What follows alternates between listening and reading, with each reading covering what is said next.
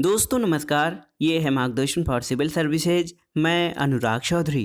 दोस्तों समसामयिक घटना चक्र जीएस दृष्टि कंप्यूटर एक परिचय के भाग 3 में आप पढ़ेंगे कंप्यूटर सिस्टम के घटक, हार्डवेयर एवं सॉफ्टवेयर, इनपुट डिवाइस जिसमें मानव डेटा इनपुट डिवाइस तथा सोर्स डेटा इनपुट डिवाइसेज हैं।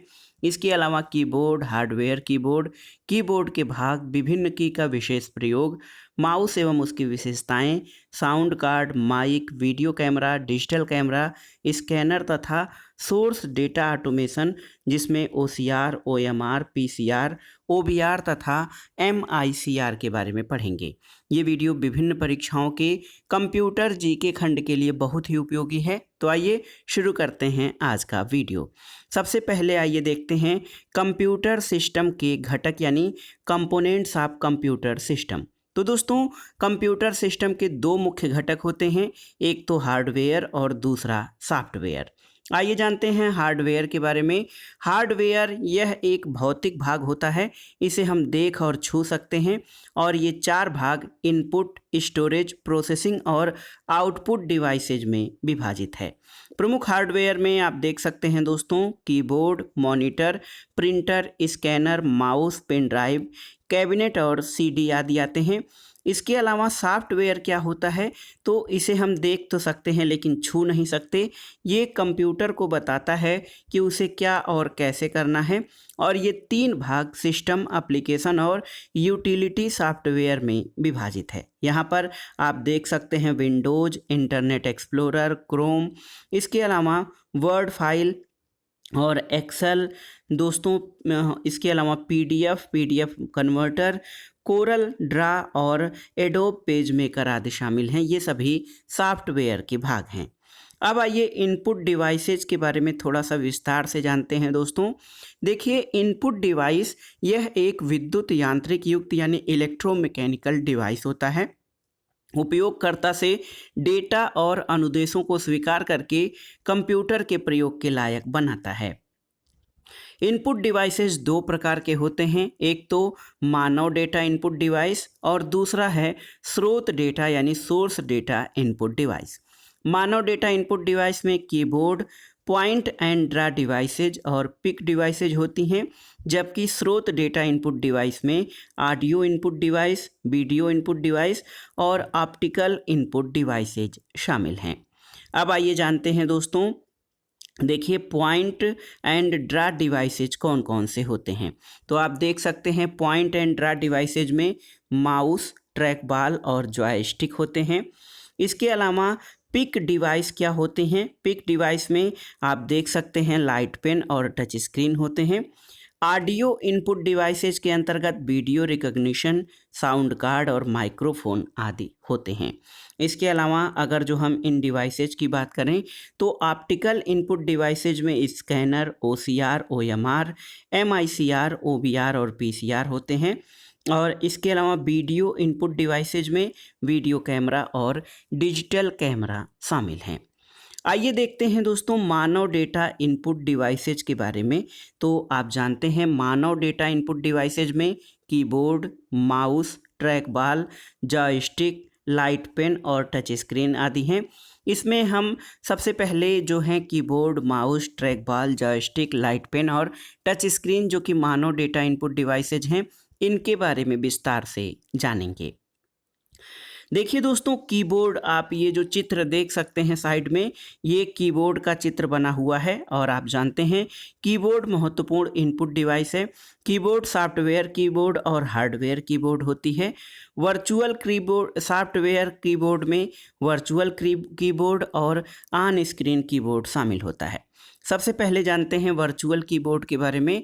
तो ये आभासी होता है और सॉफ्टवेयर प्रोग्राम द्वारा तैयार किया जाता है। इसका प्रतिबिंब या आभासी चित्र किसी सतत पर उतारने के बाद इसके किसी बटन को छूकर कंप्यूटर में डेटा या निर्देश डालने से प्रयुक्त होता है।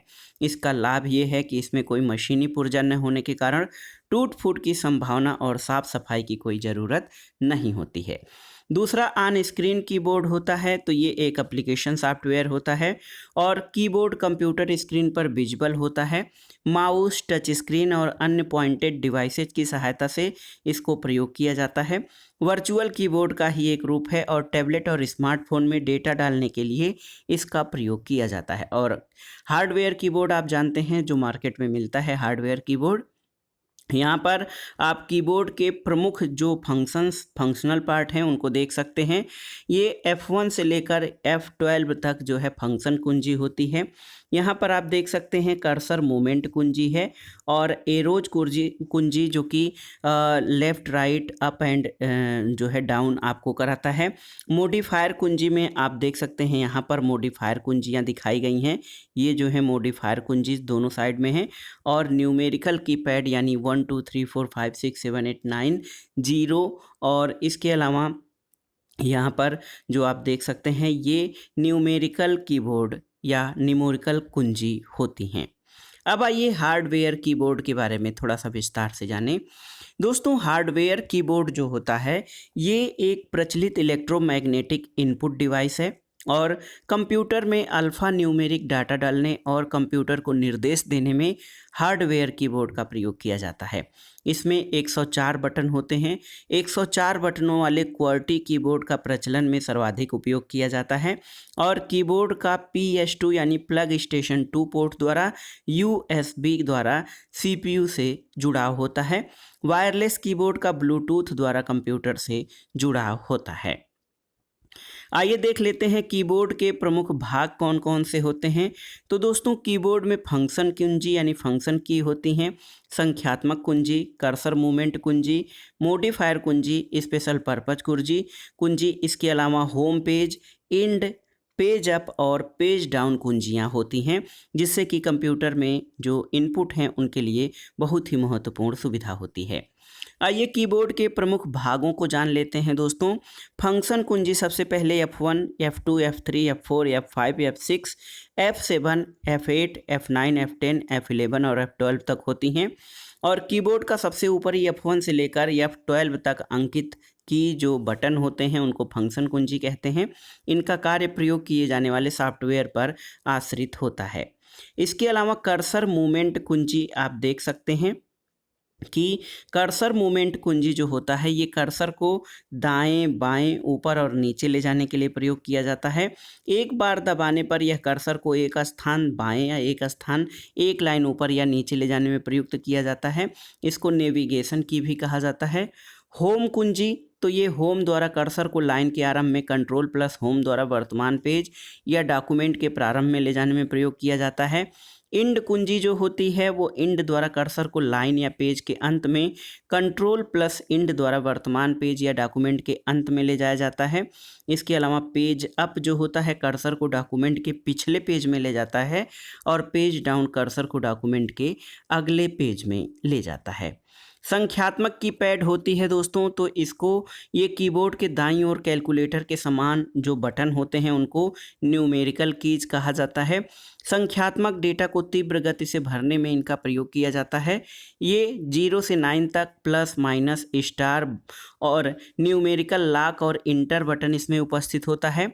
न्यूम लॉक ऑन होने पर संख्याओं को टाइप कराने में प्रयुक्त होता है और न्यूम लॉक ऑफ होने पर यह एरो कीज और end, home, page up, page down, insert और डिलीट फंक्शन के लिए प्रयोग किया जाता है। आइए जानते हैं मॉडिफायर कुंजी के बारे में। दोस्तों, यहाँ पर आप देख सकते हैं ये स्वयं कोई कार्य न करके अन्य कुंजियों के साथ मिलकर कार्यों में बदलाव लाते हैं।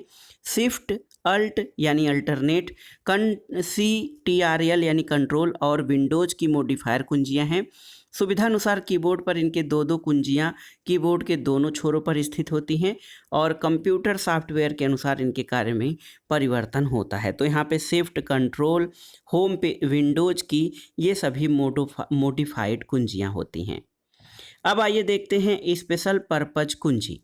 दोस्तों, स्पेशल पर्पज कुंजी में एक तो कैप्स लॉक है। कैप्स लॉक की इसके ऑन या ऑफ रहने पर कैप्स लॉक बत्ती जलती और बुझती है, जिससे अंग्रेजी के अक्षरों को क्रमशः बड़े लेटर यानी कैपिटल लेटर, अपर केस या छोटे अक्षर यानी स्मॉल लेटर लिखने में प्रयोग किया जाता है। और कैप्स लॉक और न्यूम लॉक का अन्य नाम टॉगल की होता है। न्यूम लॉक की क्या होता है, तो इसके ऑन रहने पर कीबोर्ड के ऊपर दाईं ओर हरी बत्ती जलती है, जिससे कि न्यूमेरिक कीपैड बटन के ऊपर लिखी गई संख्याएं टाइप करने में प्रयुक्त होती हैं। शिफ्ट की, तो शिफ्ट की या कॉम्बिनेशन की के साथ वर्णमाला के अन्य की दबाने पर यदि कैप्स लॉक की ऑन है तो छोटे अक्षर टाइप होते हैं, यदि कैप्स लॉक ऑफ है तो बड़े अक्षर टाइप होते हैं, और यदि किसी कुंजी पर दो चिन्ह रहने पर शिफ्ट की के साथ उस कुंजी को दबाने पर ऊपर वाला चिन्ह टाइप होता है। स्पेशल पर्पस कुंजी में इंटर की है तो रिटर्न और इंटर, तो कंप्यूटर को दिए गए निर्देशों को क्रियान्वित यानी प्रोसेस करने के लिए स्क्रीन पर टाइप डेटा को कंप्यूटर में भेजने के लिए एस वर्ड में नया पैराग्राफ या लाइन प्रारंभ करने के लिए इंटर प्रयोग किया जाता है। और टैब की, ये कर्सर को एक निश्चित दूरी जो कि रूलर द्वारा तय की जाती है वहाँ तक जंप कराने के लिए ले जाने में प्रयोग किया जाता है। किसी डायलॉग बॉक्स में उपस्थित विकल्पों में से किसी एक का चयन करने में भी टैब का प्रयोग किया जाता है। यहाँ पर देखिए कुछ महत्वपूर्ण आपको बताए गए हैं नियम। Do you know, cursor monitor के स्थिर पर प्रदर्शित होने वाली सीधी खड़ी रेखा या वर्टिकल लाइन है जो स्क्रीन पर आती जाती या जलती बुझती रहती है, ये ब्लिंक करती है। कीबोर्ड द्वारा टाइप होने वाला अगला कैरेक्टर या वर्ड इसी के स्थान पर प्रदर्शित होता है, और कर्सर को कीबोर्ड पर स्थित कर्सर मूवमेंट बटन या माउस द्वारा एक स्थान से दूसरे स्थान पर ले जाया जाता है। आइए कुछ स्पेशल पर्पस कुंजियों में देख लेते हैं स्पेस बार के बारे में। दोस्तों, कीबोर्ड में सबसे निचली पंक्ति के बीच में सबसे लंबा बटन टाइप करते समय अक्षरों और अंकों के बीच खाली स्थान या स्पेस डालने और कर्सर को एक अक्षर का स्पेस देते हुए दाईं ओर खिसकाने के लिए स्पेस बार का प्रयोग किया जाता है। पॉज की, तो स्क्रॉल कुंजी बटन की तरह ही किसी दूसरी कुंजी को दबाने पर सूचना पुनः शुरू हो जाने के लिए पॉज की का प्रयोग किया जाता है। बैक स्पेस की, तो आप जानते हैं कि कर्सर के ठीक बाईं ओर स्थित कैरेक्टर या स्पेस को एक एक कर मिटाने के लिए और टाइपिंग के दौरान हुई गलतियां ठीक करने के लिए बैक स्पेस की का प्रयोग किया जाता है। और यहाँ पर कुछ नियम देख लीजिए। कंट्रोल एल्ट डेल, तो इसमें कंप्यूटर में चल रहे प्रोग्रामों को बंद करने में इन तीनों कुंजियों का एक साथ प्रयोग किया जाता है। कंप्यूटर के हैंग हो जाने पर इसे रीस्टार्ट करने में भी कंट्रोल अल्ट डेल का प्रयोग किया जाता है। ESC या एस्केप कुंजी क्या होती है, तो चालू प्रोग्राम से बाहर या एग्जिट होने के लिए एस्केप कुंजी का प्रयोग किया जाता है। डिलीट या डेल की, तो ये कर्सर के ठीक दाईं ओर स्थित कैरेक्टर या स्पेस को एक एक करके मिटाने के लिए डिलीट या डेल की का प्रयोग किया जाता है। प्रिंट स्क्रीन की, दोस्तों स्क्रीन पर जो कुछ भी दिख रहा है उसे प्रिंट करने, फोटो क्लिपबोर्ड में संग्रहित करने जिसे बाद में अन्य किसी प्रोग्राम में पेस्ट या एडिट किया जा सके, इसके लिए प्रिंट स्क्रीन की का प्रयोग किया जाता है। स्क्रॉल लॉक की, कंप्यूटर स्क्रीन पर आ रही सूचना को एक स्थान पर रोकने और पुनः शुरू करने में प्रयोग किया जाता है। और इंसर्ट की, पहले से संग्रहित डाटा पर ओवरराइट करने के लिए इंसर्ट की का प्रयोग किया जाता है। इंसर्ट की के साथ टाइपिंग कुंजी दबाने पर जो है कर्सर के ठीक बाद में स्थित अंक या अक्षर मिट जाता है और उसके स्थान पर नया टेक्स्ट यानी इंसर्ट होकर टाइप हो जाता है। अब आइए एक महत्वपूर्ण इनपुट डिवाइस के बारे में जानते हैं, माउस के बारे में। माउस की विशेषताएं क्या हैं, तो देखिए माउस में दो बटन होते हैं, लेफ्ट और राइट बटन, और एक मध्य बटन जिसको सेंटर बटन कहा जाता है। बायां बटन माउस के बाईं ओर स्थित होता है।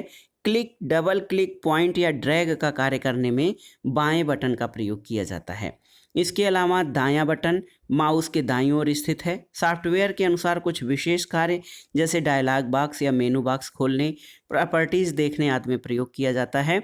और सेंटर बटन यानी मध्य बटन जो है ये स्क्रॉल बटन, रोलर बटन या व्हील बटन होता है। डॉक्यूमेंट या वेब पेज को ऊपर नीचे स्क्रॉल करने में इसका प्रयोग किया जाता है। आइए माउस के बारे में कुछ अन्य महत्वपूर्ण तथ्यों को जान लेते हैं। माउस एक विद्युत यांत्रिक पॉइंटिंग इनपुट डिवाइस है।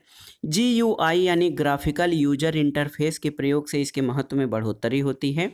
और मेन्यू कमांड का चयन करना, आइकन को स्थानांतरित करना, ड्रैग और ड्रॉप करना, विंडोज के आकार में परिवर्तन लाना, प्रोग्राम प्रारंभ करना, विकल्पों का चयन करना, ये माउस के कार्य हैं। माउस का आविष्कार याद रखिएगा डॉक्टर डगलस इंजेलबर्ट द्वारा 1964 में किया गया। माउस में 2 या 3 बटन दायां बायां और मध्य बटन मौजूद होते हैं। इसके अलावा माउस से संबंधित कुछ अन्य कार्य करने के लिए ट्रैक बॉल, जॉयस्टिक और प्रकाशी पेन का भी प्रयोग किया जाता है। ट्रैक बॉल क्या होता है? तो लैपटॉप कंप्यूटर में माउस के स्थान पर पॉइंटिंग डिवाइस के रूप में CAD यानी कंप्यूटर एडेड डिजाइन और कैम कंप्यूटर एडेड मैन्युफैक्चरिंग में प्रयोग किया जाता है। इसके स्थान से खिसकाए बिना रबर बॉल को घुमाकर माउस पॉइंटर के स्थान में परिवर्तन कर सकते हैं। जॉयस्टिक क्या है? तो ये गियर के आकार की एक छड़ी और इसके ऊपर एक क्लिक बटन मौजूद होता है, जिसके द्वारा किसी आइकन या टेक्स्ट का चयन करके वीडियो गेम, सिमुलेटर प्रशिक्षण, रोबोट नियंत्रण आदि का कार्य किया जाता है। और ऑप्टिकल पेन या लाइट पेन जो होती है, ये hand held pointing input device है। कंप्यूटर स्क्रीन पर लिखने, चित्र बनाने, बार कोड पढ़ने आदि में प्रयुक्त किया जाता है। इसमें फोटो सेल तथा लाइट प्रयोग की जाती है।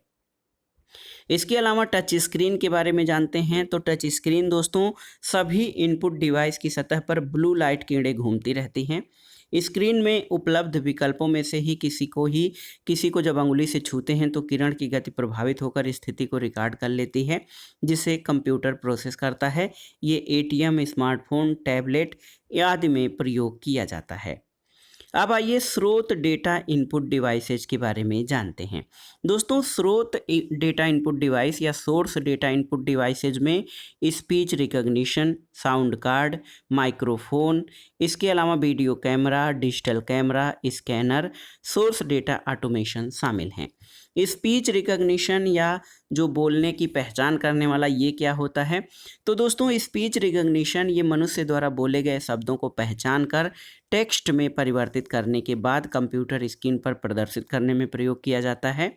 मौखिक आदेश देकर कंप्यूटर और अन्य इलेक्ट्रॉनिक उपकरण की गतिविधियों को नियंत्रित करने में प्रयोग किया जाता है।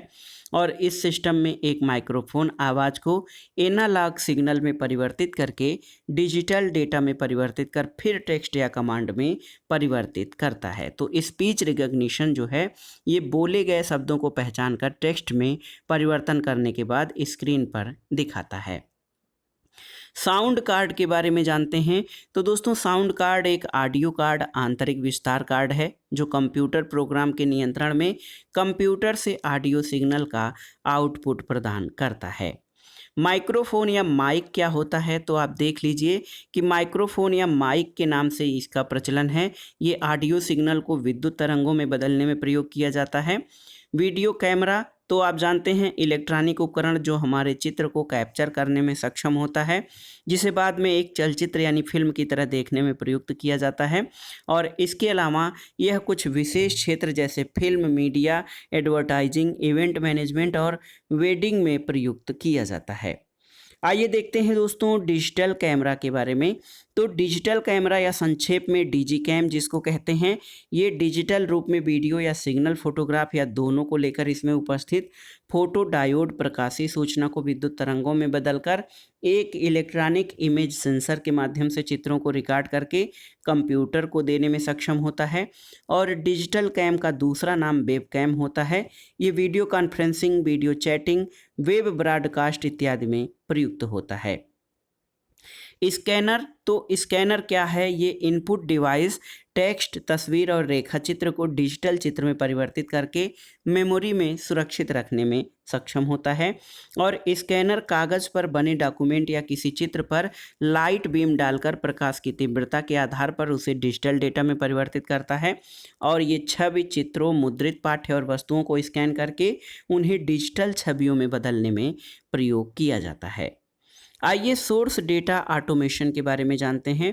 दोस्तों मुख्य रूप से लॉजिस्टिक और कार्मिक कंप्यूटर सिस्टम में इनपुट डालने के लिए इसका प्रयोग किया जाता है। इसमें OCR, OMR, MICR, OBR और PCR हैं। ये सभी सोर्स डेटा ऑटोमेशन के भाग हैं। सबसे पहले OCR के बारे में जानते हैं कि ये क्या होता है। दोस्तों OCR कई बार परीक्षाओं में पूछा जाता है कि OCR का पूर्ण रूप क्या है। तो ये है ऑप्टिकल कैरेक्टर रीडर या ऑप्टिकल कैरेक्टर रिकग्निशन।